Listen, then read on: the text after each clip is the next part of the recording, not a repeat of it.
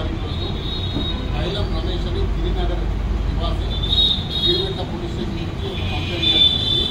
ఆ కంప్లైంట్లో సారాంశం ఏంటంటే ఒదిమిశెట్టి గిరిబాబు అని ఒదిమిశెట్టి హరిబాబు అని అతను గుల్లాపూర్ ఎమ్మెల్యే క్యాంప్ ఆఫీస్ చింతల్లో గత 10 సంవత్సరాల నుంచి పనిచేస్తున్నారని, ఆ పనిచేసే క్రమంలో మీకు డబుల్ బెడ్రూమ్ ఇప్పిస్తారని చెప్పేసి ఈ కంప్లైంట్ దగ్గర నుండి 1 లక్ష రూపాయలు తీసుకోవడం జరిగింది.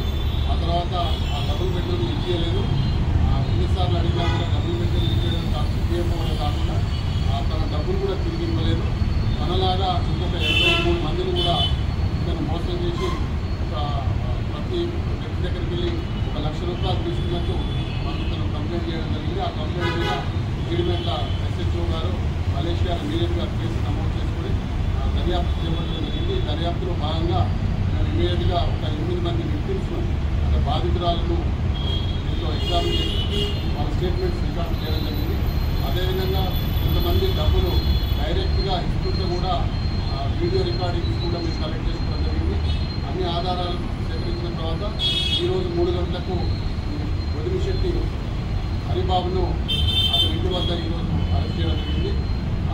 అరెస్ట్ చేసి అతని ఇంటరాగేషన్ రిపోర్ట్స్ రాసుకొని అతని యొక్క సెల్ ఫోన్ ఈ నేరంలో ఉపయోగించిన సెల్ ఫోన్ కూడా సీజ్ చేయడం జరిగింది.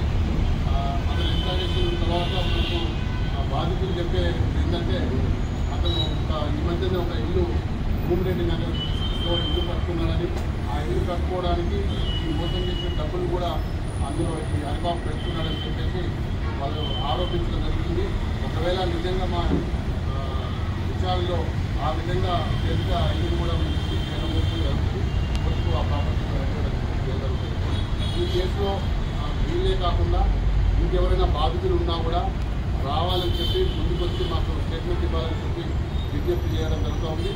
అయితే ఈ కేసులో ఇతను ఈ హరిబాబుతో పాటు ఇంకెవరైనా పాత్ర ఉందా అనేది కూడా పూర్తిగా మేము విచారించి లోతుగా దర్యాప్తు చేసి చర్యలు తీసుకుంటాం. దీనికి ఎమ్మెల్యే